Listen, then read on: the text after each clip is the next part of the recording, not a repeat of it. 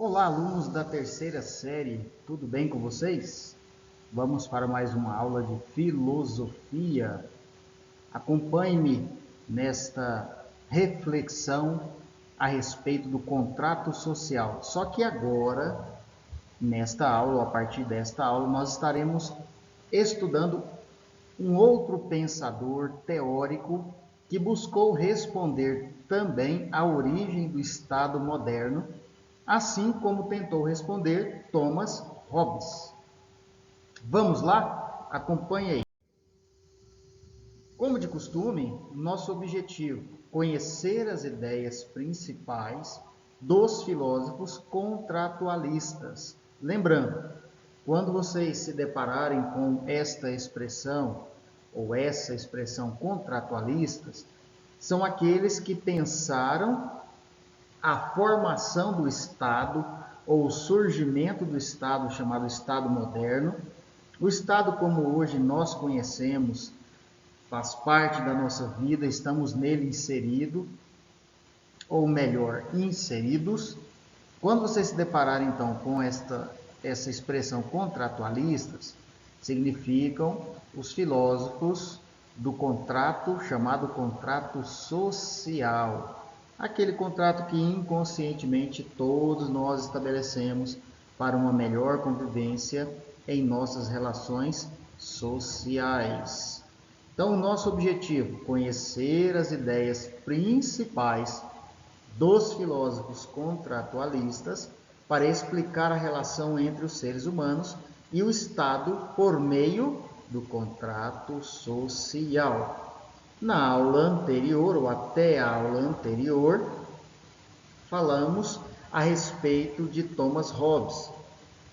Lembra que ele fala do estado de natureza e que em um determinado momento os seres humanos pensaram, entraram em uma espécie de acordo e que para a espécie humana seria muito melhor, teriam condições de desenvolver muito melhor a vida e a sociedade, eliminando aquele estado de natureza, o estado de guerra permanente de todos contra todos, passando então a construírem o Estado moderno, ou seja, o Estado com suas normas, leis, limites, onde o indivíduo abre mão de sua ou de parte da sua liberdade para que possa receber em troca um Estado com uma melhor convivência, uma melhor relação social. Pois bem, a nossa avaliação, pensando que a avaliação neste sentido é sobre a aula, nós temos um objetivo e nós vamos avaliar se ao final da aula conseguimos alcançar esse objetivo. Então vamos lá. A avaliação se dará na observação da participação do aluno durante a aula. Claro, presencialmente, de uma forma, para quem está no remoto, a sua participação com o comentário logo abaixo do vídeo, também a sua presença sendo lançada no grupo da sala, são as formas que nós temos e assim podemos observar a sua frequência. Também através dos comentários, dúvidas, durante a aula, após a aula, vocês podem fazer isso também através dos nossos contatos, tanto nos comentários do vídeo, quanto também pelo nosso grupo no WhatsApp, tá bom? Então, nós vamos avaliar no final da aula se nós conseguimos alcançar o objetivo dentro do conteúdo proposto, o conteúdo de hoje, Filosofia Política com John Locke. Para frente, contrato social em John Locke, mais uma figura. Agora, prestem bastante atenção, nós vamos começar a buscar parâmetros, pois nós temos dois pensadores e vamos perceber que existem diferenças entre esses dois pensadores. E nós vamos começar então a mensurar, a medir a partir dessas diferenças. Continuando, contrato social em John Locke, liberalista, criticou os direitos divinos do rei. Sua teoria expõe-se no Estado liberal e a propriedade privada. Então veja, olha só que aqui nós já podemos traçar um paralelo. Enquanto Locke ele vai criticar o direito divino e claramente ele vai se opor a um Estado absolutista, lembrando, o Estado absolutista é aquele Estado onde uma figura predomina como mandatário, enquanto as demais figuras que compõem aquele espaço são simplesmente conduzidos por uma postura única e unilateral. Então ele vai criticar esse absolutismo, esse governo único, esse governo autoritário, novamente absoluto, e vai propor em sua teoria um novo modelo de Estado. Lembrando, quando nós olhamos para a aula anterior, nos deparamos com Thomas Hobbes. Hobbes vai falar justamente que para que o Estado consiga produzir uma sensação de bem-estar, consiga produzir uma sensação de tranquilidade e de harmonia entre os seus participantes, é necessário a figura de um absolutista. John Locke vai ser contrário a essa posição. E mais, ele vai criticar aquilo que ficou conhecido como o direito divino, ou seja, que o rei, o imperador, ele era revestido de um poder vindo dos céus, ou seja, um poder divino, um poder vindo de Deus. À frente, liberalismo. Teve o seu berço na Inglaterra, lembrando que a Inglaterra também, ou em seus domínios, acontece a Revolução Industrial, ou principia a Revolução Industrial. Pensando em liberalismo, às vezes surge uma dúvida, questionamentos. O liberalismo, neste sentido, é o pensamento econômico liberal. Vimos anteriormente com John Locke, na imagem anterior, quando se trata do liberalismo, quando se trata do Estado com sua abertura econômica, é a liberdade para a construção, para a produção, para o que hoje é muito comentado, o empreendedorismo. Então, o liberalismo está ligado, voltado às questões econômicas, livre concorrência. Todos nós podemos criar, todos nós podemos produzir, todos nós podemos competir nesse mundo liberal. Em tese, em teoria, o espaço abraça então todas as pessoas e todos têm a oportunidade. Na prática, será que realmente é assim que funciona? Vamos lá.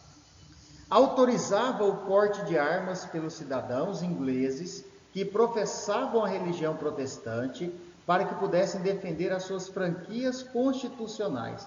Observe bem, aqui uma presença já vai configurar a presença religiosa, caminhando junto com o crescimento do capitalismo.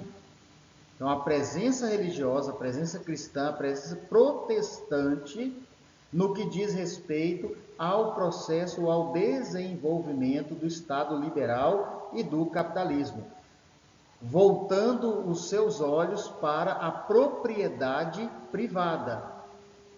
Lembremos, quando nós estudamos a respeito do estado de natureza, não havia esse olhar para a propriedade privada, pois quando alguém se sentia dono, posse de algum espaço, de alguma terra, ele poderia hoje estar dono daquele espaço e amanhã, por uma força brutal, já não estar mais dono daquele espaço. Lembram? E lembrem-se bem, aquilo que nós vimos, o estado de natureza aponta para uma guerra constante, onde os desejos individuais eram supridos a partir do avanço contra o outro, de um contra o outro. Ou seja, alguém possuía um espaço, mas um outro indivíduo desejava aquele espaço, ele simplesmente partia contra aquele para lhe tomar o que estava sob o seu domínio. Então, pensadores vão organizar as ideias, ligando o findar desse estado de natureza com o início do chamado estado moderno e a vinda desse estado moderno, o surgimento, justamente como uma forma de proteger a propriedade privada. E agora, Locke vai fazer essa proposta, uma autorização até mesmo com relação ao porte de armas. Ou seja, se alguém tenta invadir aquilo que é de propriedade privada, poderia então ser rechaçado, expulso, até mesmo com a força das armas.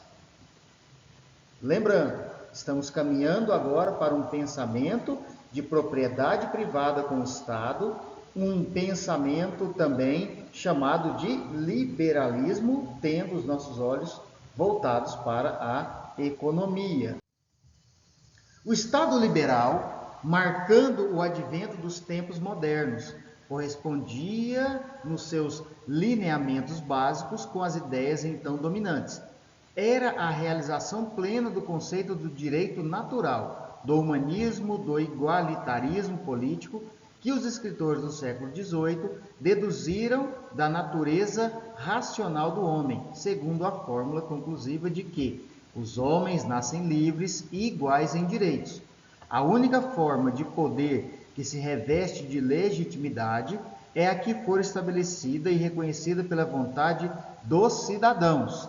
Ou seja, os próprios cidadãos, tomando então a primazia pelas decisões, estabeleceriam a partir desse Estado moderno os limites que conduziriam então às relações dos mesmos quem? Cidadãos no novo modelo de Estado.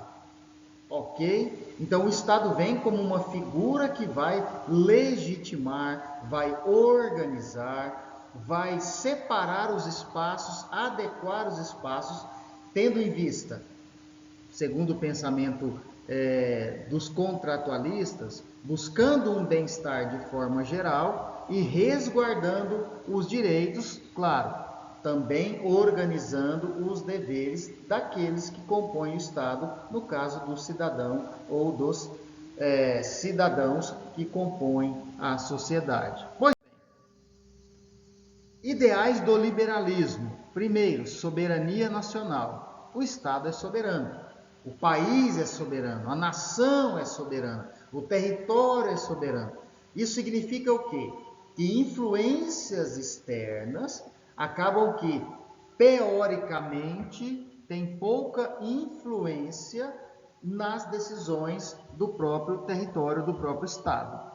Essa é uma ideia daquilo que nós conhecemos como liberalismo, a soberania nacional. Quer dizer, o Estado Nacional, vamos imaginar uma nação, um país como nós, como o Brasil, decide aquilo que em assembleias, em reuniões, se julga serem as melhores opções para a nação e nada há de acontecer ou de receber uma influência que mude este pensamento.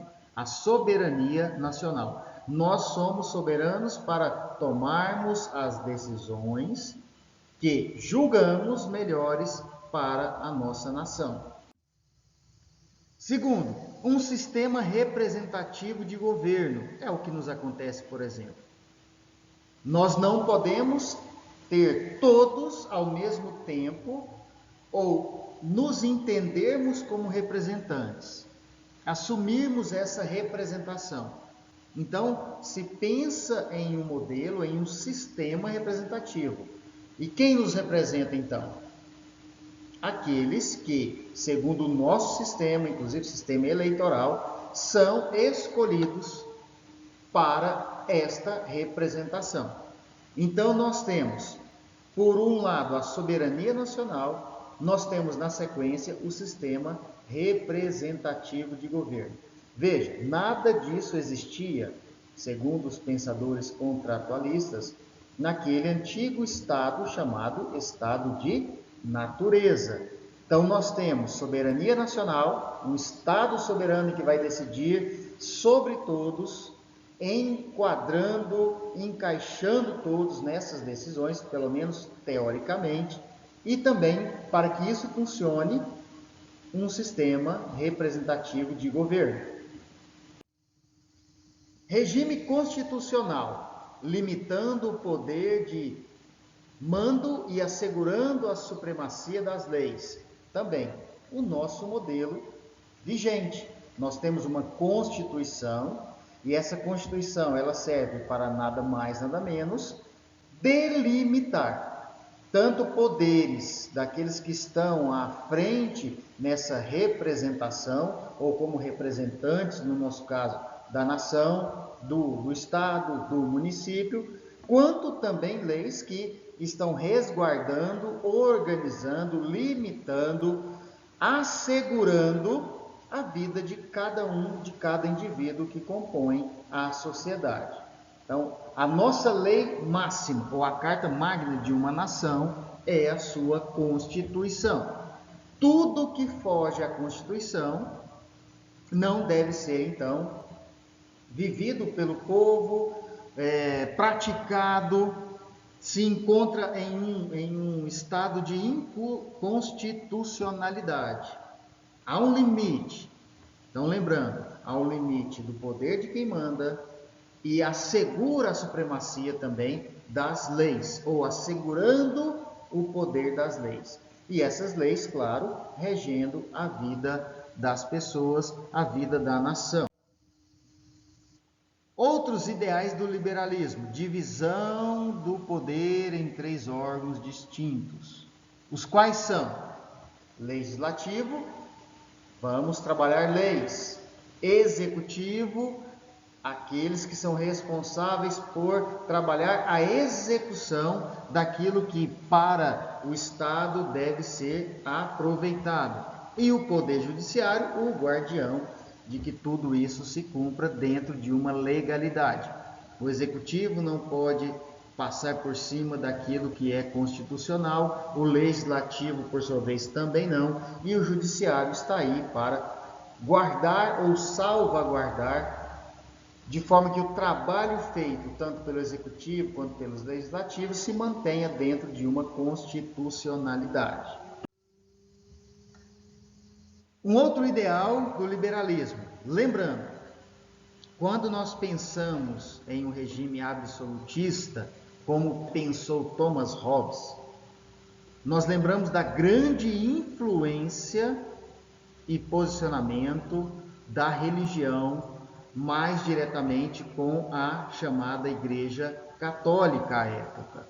Então, a Igreja Católica, ela influenciava, ela estava diretamente ligada ao Estado e trabalhava a partir também dos seus ideais no Estado, conduzindo de certa forma as decisões, influenciando as decisões do Estado, assumindo até, podemos dizer, uma parte do Estado para si, olhando para o Estado como aquele Estado também que professava a fé cristã.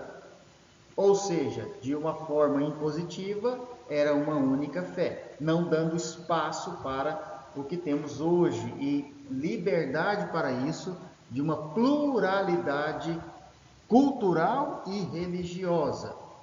Agora, o liberalismo vai pensar o quê? O Estado neutro. A fé, ela é individual e cada sujeito, cada indivíduo, ele tem o direito de professar a sua fé.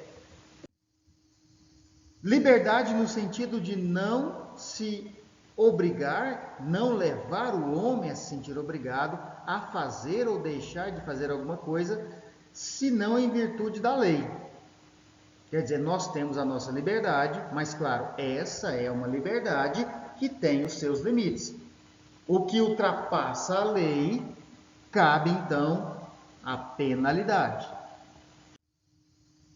Um outro ponto dos ideais do liberalismo: igualdade jurídica, e a gente percebe claramente aqui uma questão muito mais teórica do que na prática. Na prática, infelizmente, essa igualdade acaba não acontecendo como deveria, inclusive resguardada, olhando para nós enquanto brasileiros, pela própria Constituição, sem distinção de classe, raça, cor, sexo ou crença.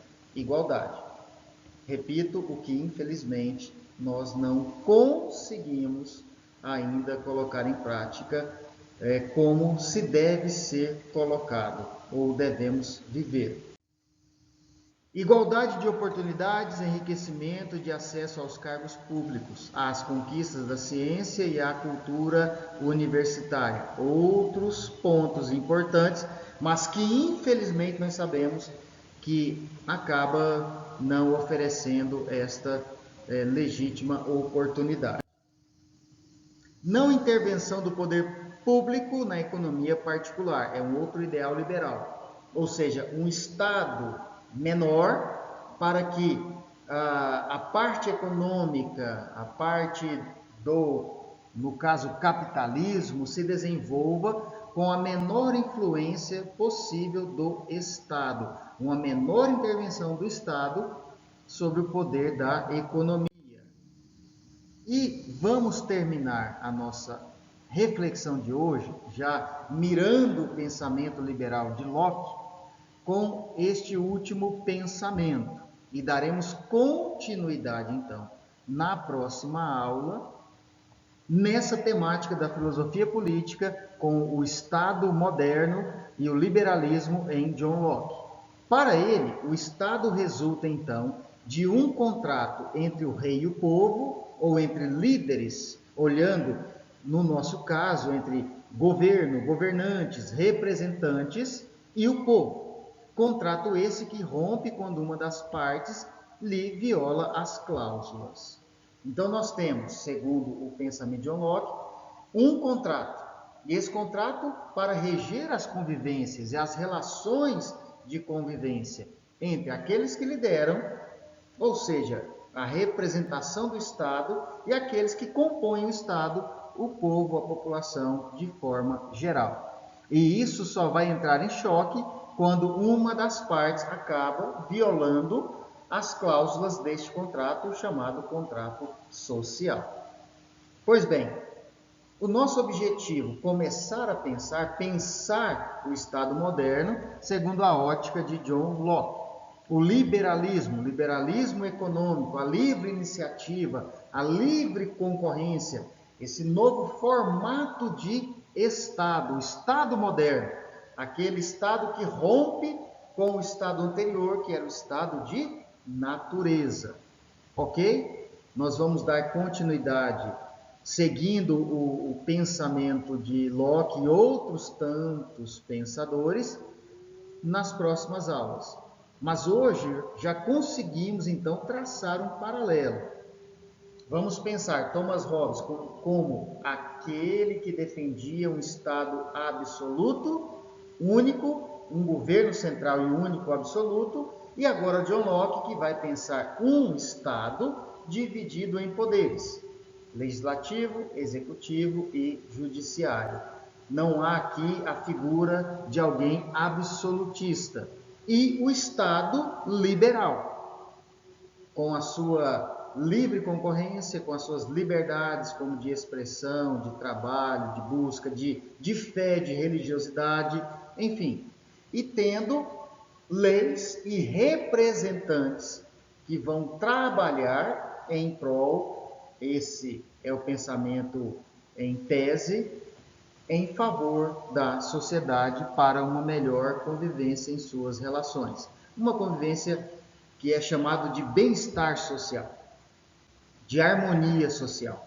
Ok? Vamos fechar por aqui e espero que vocês tenham recebido algo novo, como eu sempre tenho colocado nos vídeos.